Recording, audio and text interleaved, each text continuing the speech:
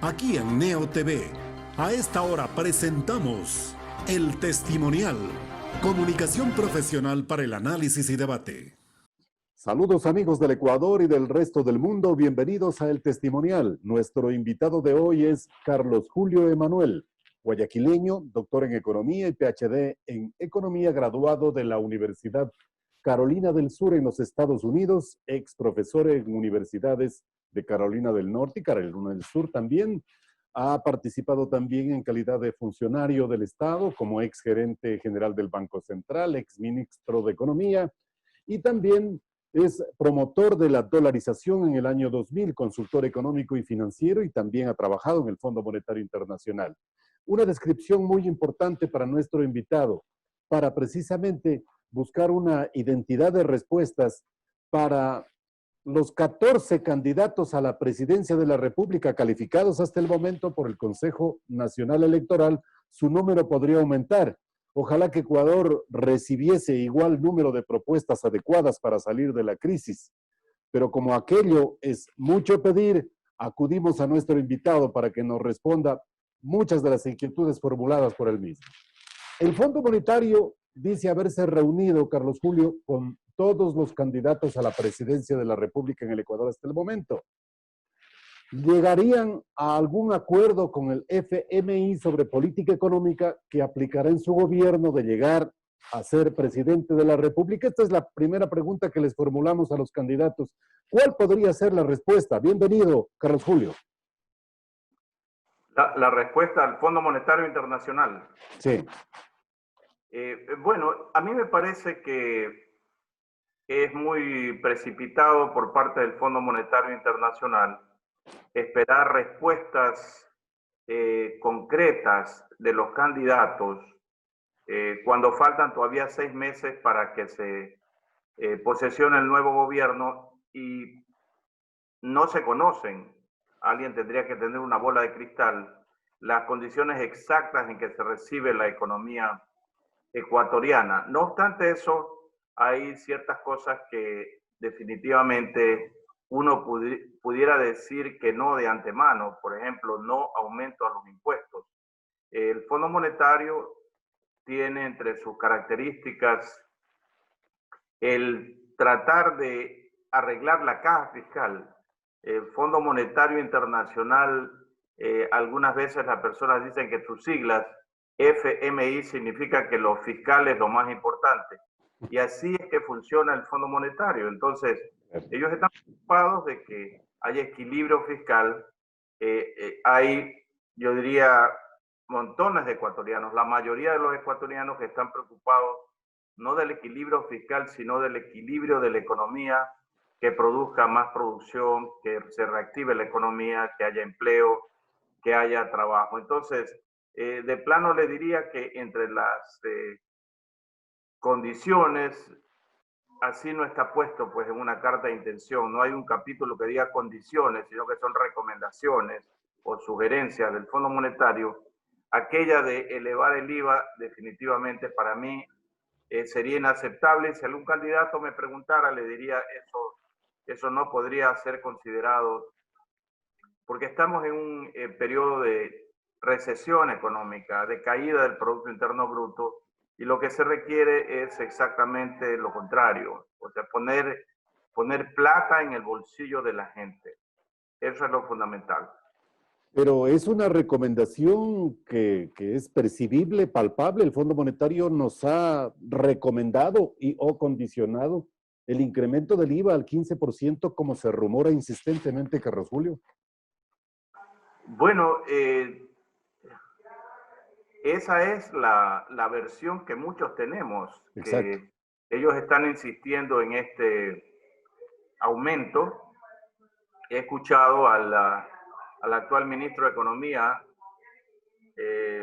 decir que no le parece oportuno el asunto del aumento del IVA. Anteriormente, pues, muchos economistas de variadas tendencias estaban a favor de un aumento, y creo que algunos todavía están a favor de un aumento del IVA. Pero por otro lado, quienes somos miembros del Foro de Economía y Finanzas, hemos venido manifestando permanentemente que es completamente inconveniente aumentar los impuestos. Que lo que hay que hacer es exactamente lo contrario. Antes que subir el IVA hay que bajarlo. Antes que mantener el impuesto a la salida de capitales hay que eliminarlo, y no eliminarlo gradualmente como algunos están proponiendo, porque la gradualidad definitivamente no funciona. ¿Por qué es inconveniente en este momento un incremento del IVA? Las condiciones económicas se han agravado sin duda alguna por el tema pandemia. Las consideraciones económicas recomiendan precisamente, Carlos Julio, abstenernos de esa posibilidad porque la reactivación económica y incrementar el consumo de los ecuatorianos y ecuatorianas podría verse agravado con este incremento de un impuesto tan directo y tan fuerte que es para la economía popular.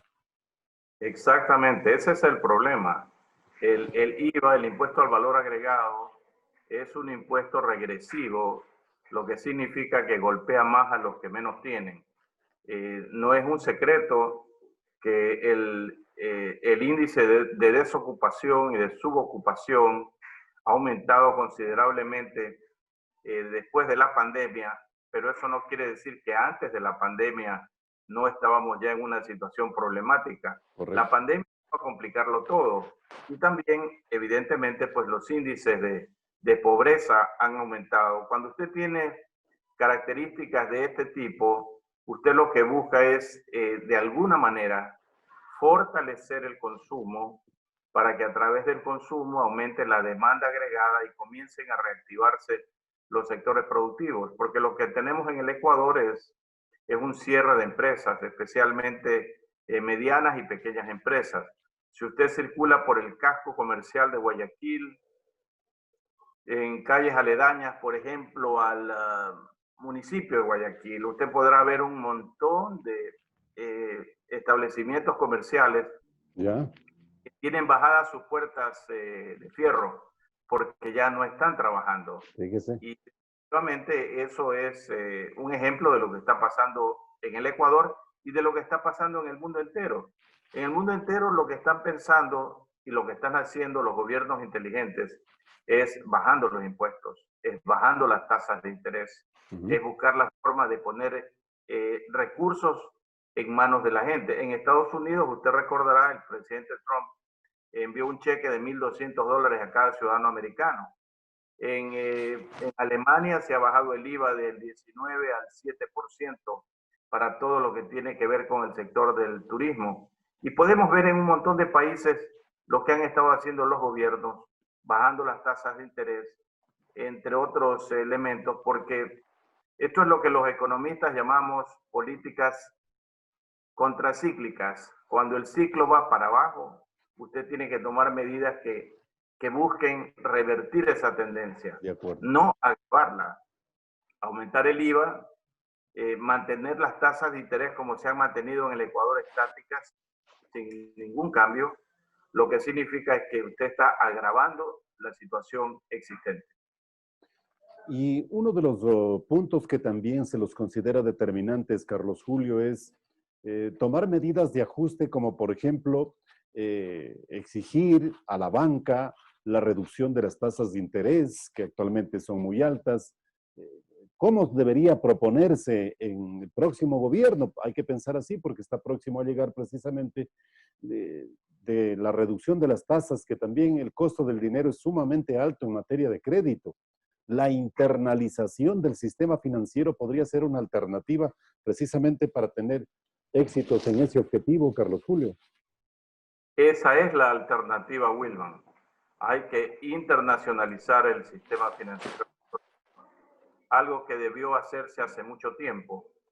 Cuando promovimos la dolarización, hablábamos de que la dolarización por sí misma no era una panacea, no iba a resolver todos los problemas del país, que le ha resuelto muchos. Por ejemplo, le ha dado estabilidad macroeconómica, ha dado estabilidad al valor, al valor adquisitivo, al poder adquisitivo de los salarios, lo cual ha sido pues una enorme ventaja. Los ecuatorianos ya no tienen que preocuparse de que un gobierno a través de sucesivas devaluaciones le recorte el ingreso, le recorte la capacidad de comprar. Eso es lo que ha dado la dolarización. Ha fomentado el crédito en cierto modo, porque ahora, tanto por el lado del prestamista como del prestatario, hay la seguridad de un ingreso en términos reales, que es el dólar. Pero no resuelve todos los problemas. Las tasas de interés, claro que han bajado de lo que eran antes de la dolarización, pero no han bajado a los niveles donde deberían estar. Mire, solamente comparando el promedio de las tasas activas referenciales del Ecuador, que es más o menos 17%, con Perú y Colombia, que no son países dolarizados, ahí esos países ya tienen una ventaja porque el promedio de ellos es alrededor del 12%. ¿Se da cuenta? Usted se va a Panamá, el promedio de las tasas activas en Panamá es alrededor del 7-8%. Entonces, es un estímulo para las actividades productivas, para el crédito familiar, para el crédito productivo, para el crédito de construcción. Por eso Panamá tiene, pues evidentemente, una ventaja sobre nosotros. Las tasas de interés allá son bajas. ¿Cómo lo lograron en Panamá? Internacionalizando su sistema financiero. Y no lo hicieron hace pocos años, Wilman, lo hicieron en 1970. Es decir, hace 50 años lo hicieron. Lo que tenemos que hacer nosotros ahora es copiar el esquema que aplicó Panamá hace 50 años, modificando nuestro Código Monetario y Financiero. Y para esto ya existe un anteproyecto de ley en la Asamblea Nacional, que fue entregado el mes pasado, a comienzos del mes de octubre, preparado por el Instituto Ecuatoriano de Economía Política, que justamente lo que hace es modificar ese anteproyecto, modifica el Código Orgánico Monetario y Financiero ecuatoriano para adaptarlo a las condiciones que requiere el Ecuador para internacionalizar su sistema financiero. Mire, le doy dos datos más para un poco comprender por qué esto es tan importante. Cuando usted toma en consideración el total del crédito que se otorga en Panamá, lo relaciona con el Producto Interno Bruto, es lo que se llama el coeficiente de profundización bancaria. Panamá tiene el 102%, es decir, el crédito otorgado en Panamá supera la totalidad del Producto Interno Bruto. Por eso los panameños tienen crédito barato. Por eso en Panamá usted puede comprarse una casa con una hipoteca a 30 años al 4% de interés, algo que aquí no ocurre.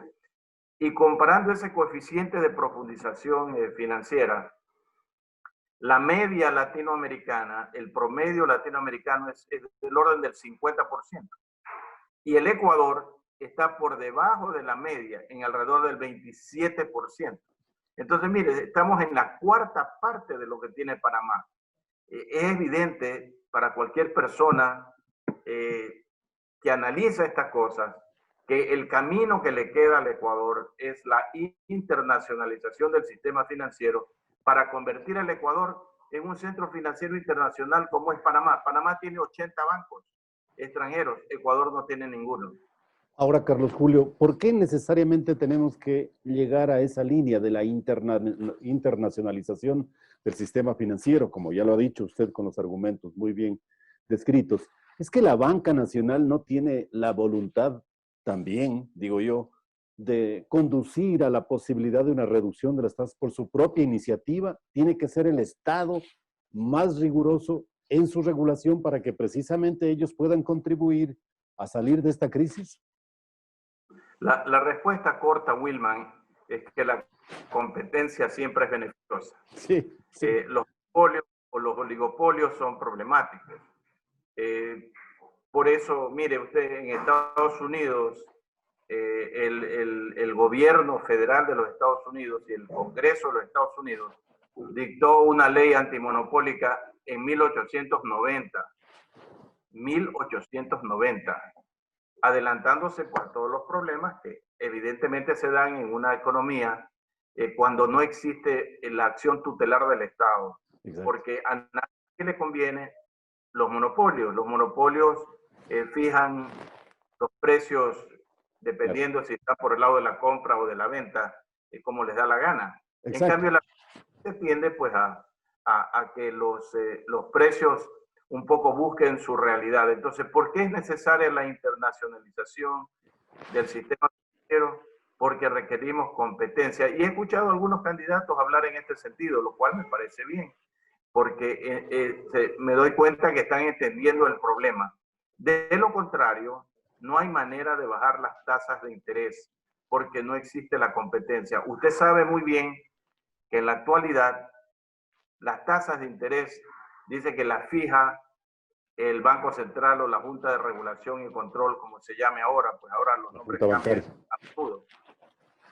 Pero realmente no la fija esa Junta de Regulación y Control, porque lo que hace es que toman el promedio de las tasas de los bancos, le aplican un factor y dicen esta es la tasa que debe cobrarse. Entonces, ¿quiénes están fijando las tasas? Son los bancos.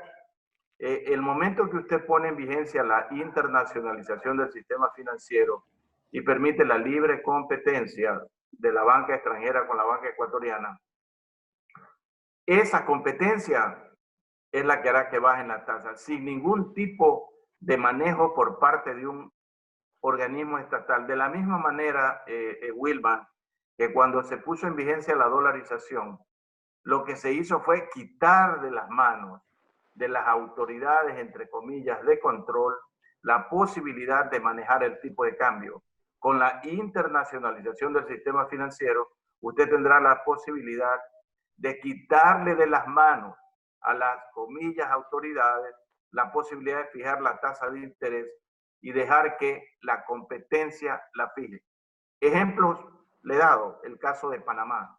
Ahí usted tiene tasas competitivas porque en el momento que usted abre su economía al sistema financiero mundial, usted tiene acceso a lo que es un verdadero océano de liquidez. Hay altísima liquidez en el mundo, pero esa liquidez hay que saber atraerla a través de medidas adecuadas. De acuerdo. El anteproyecto de ley que está presentado en el Congreso, que si usted gusta se lo paso a su... Con mucho gusto, claro que sí. Lo pueda ver y lo pueda comentar con otras personas o con otros candidatos a la presidencia de la República. Están todos los elementos que tienen que cambiar en el Código Monetario y Financiero actual y también en el sistema impositivo. Uno de los impuestos al que hay que decirle hasta siempre es al impuesto a la salida de capitales. No podemos tener un impuesto a la salida de capitales y al mismo tiempo querer que venga la banca extranjera al país. ¿Para qué? Para que bajen las tasas de interés para beneficio de los ciudadanos ecuatorianos. Ahora, Carlos Julio, derivo de sus expresiones que también es necesario una ley antimonopolio. Bueno, algo de eso entiendo yo que ha sido tocado en el Congreso anterior, en la Asamblea. A mí me parece importante cualquier ley que lo que haga es propender a la competencia. En eso tenemos, yo creo, un consenso en el país. Los que no estarán de acuerdo son los que manejen los monopolios o cuasi monopolios u oligopolios. Pero los ecuatorianos estamos ciertamente a favor de la mayor competencia. ¿En qué medida podría contribuir el Estado también en mantener, en sostener un banco estatal o ampliar a otros bancos manejados o influenciados por el Estado? Ejemplo, Banco del Pacífico. Bueno, el problema es que en algún momento se dijo que a través del Banco del Pacífico, que era un banco estatal, se iba a, de alguna manera, flexibilizar las condiciones financieras para que bajen las tasas de interés. Pero eso no ocurre. Eso no ocurre porque, le repito, la manera como el nivel de las tasas de interés está fijado es que la Junta de Regulación y Control toma un promedio de las tasas de los bancos. Es decir, se basa en lo que ya existe y sobre eso le aplica un factor. Habrá que pedirle explicaciones a los miembros de la Junta de Regulación y Control, pero definitivamente eso no genera competencia. En el momento que usted tiene un ente del Estado que está estableciendo las tasas en base a lo que ya existe, usted va a tener el resultado que ya conocemos. Mire, Wilman, analice las tasas de interés de un año para acá, solamente para hablar de este periodo. Y ciertamente durante la pandemia usted verá que las tasas de interés no han bajado para nada. ¿Y cómo es posible que en esta pandemia las tasas de interés no hayan bajado como sí han bajado en el resto del mundo? Si usted va, por ejemplo, a Inglaterra, las tasas están cercanas a cero. Si va a Estados Unidos, las tasas andan por 1 o 2%. ¿Por qué en el Ecuador tenemos una tasa activa referencial promedio del 17%? Y usted sabe que en algunos sectores como lo que son microempresas, las tasas todavía son muy superiores, llegando al 30%. ¿Y qué explicación se da? Dice, bueno, es que el 30% es una tasa alta, pero si no hubiera esa tasa, los microempresarios tendrían que recurrir al chulco. Eso no me parece para mí una explicación razonable. ¿Y cuál es la respuesta, Carlos Julio? ¿Por qué se sostienen esas tasas tan altas? ¿Por qué? Porque son manejadas por un ente estatal y porque están basadas en las tasas de los bancos. Es decir, es un círculo vicioso allí. El Estado le hace el juego, entonces. El Estado es parte de esto, pues obviamente. De la misma manera, Wilma, que antes de la dolarización, quienes decretaban las devaluaciones eran los entes gubernamentales. Ahora, pues, ya no pueden hacerlo porque no tienen ese control. Lo que queremos realmente, los ecuatorianos, es que tengamos una economía en la que los sectores interesados o el gobierno no le metan la mano a las tasas de interés de la misma manera que hoy no le pueden meter la mano al tipo de cambio porque no hay tipo de cambio, solo tenemos el dólar. Usted vea los problemas que hay en Argentina, donde los argentinos se levantan todas las mañanas y lo primero que ven en la página del Clarín es a cómo está el dólar. O sea, ellos viven pensando en el dólar. Aquí en el Ecuador eso nos pasaba también hace más de 20 años. Usted recordará que andábamos pendientes, subió el dólar, bajó el dólar un poquito, volvió a subir.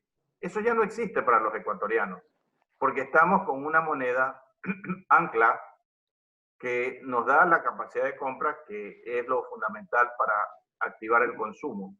En el momento en que usted no tiene esa situación, se va a ver en el problema de la Argentina. Recuerdo cuando asumió el presidente Fernández, él dijo, ¿qué le parecía? Creo que el dólar andaba como 40 y pico y subía un poco y bajaba. Dice, a mí me parece que un buen nivel del dólar, dijo así muy simplísticamente, debe ser 60. En ese momento dije, este señor no entiende nada del tema y ahora 60 no es que es el dólar que se va a dar. Y ahora están llegando pues a cifras cercanas a 200, como usted comprenderá.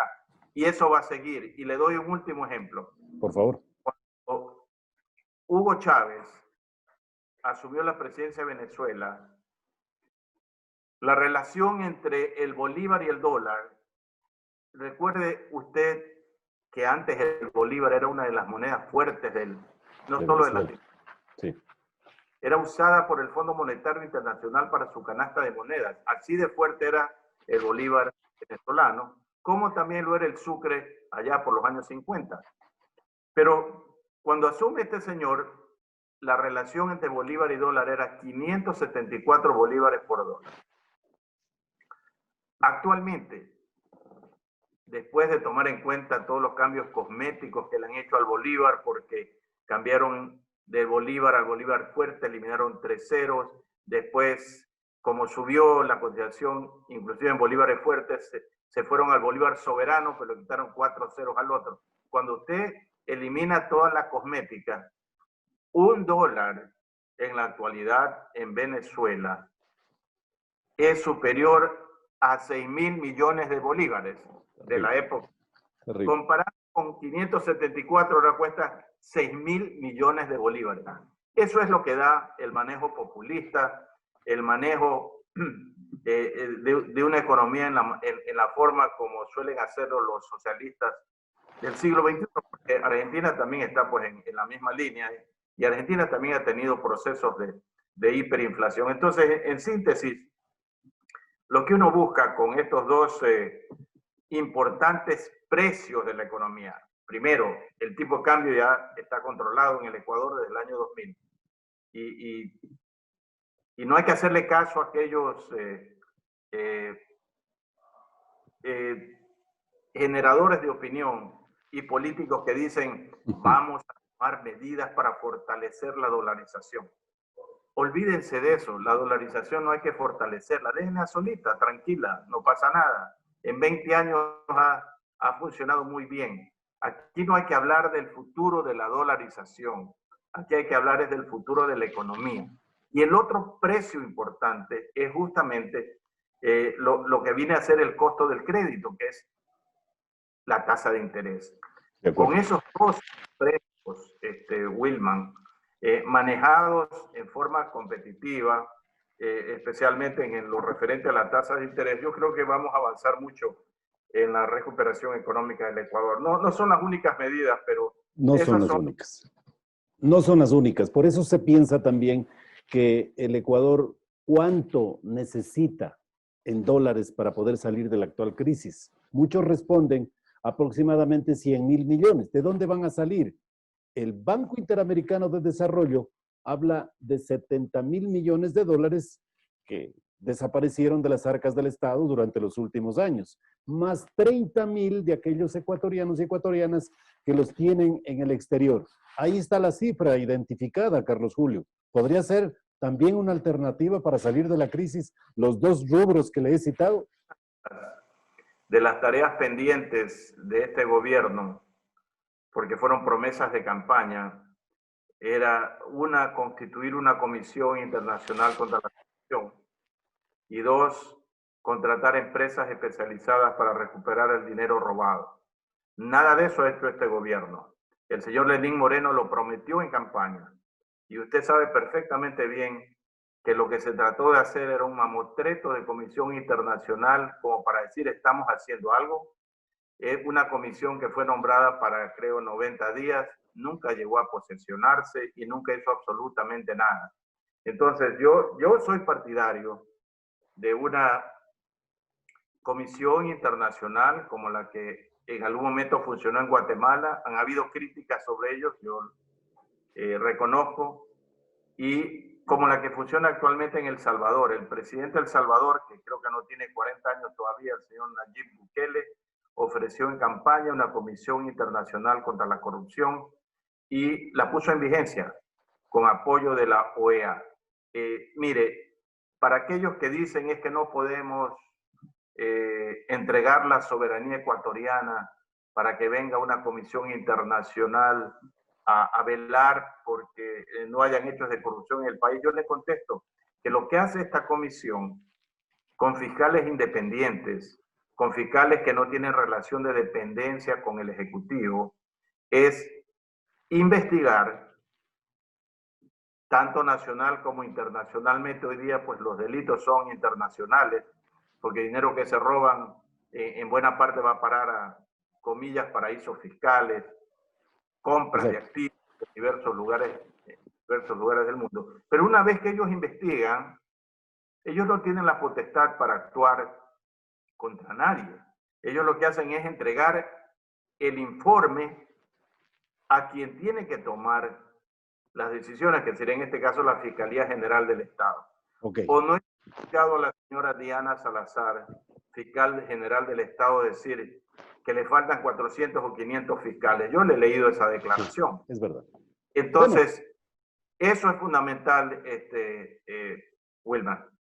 Ok, muchas gracias, Carlos Julio. Muy importantes sus comentarios. No será naturalmente esta la última ocasión en que podamos platicar con usted, muy orientadoras sus opiniones, y naturalmente el testimonial está al servicio de ampliar estos temas de debate muy importantes, orientadores también, para que inclusive los propios candidatos a la presidencia de la República puedan agendarlos y puedan también mostrar, evidenciar sus propuestas ante sus electores de la forma más clara y transparente y a partir de allí identificar al mejor candidato para que pueda convertirse en el presidente de la República y llevar adelante este tipo de iniciativas fundamentales para superar la crisis económica que afronta el Ecuador. Muchas gracias, Carlos Julio.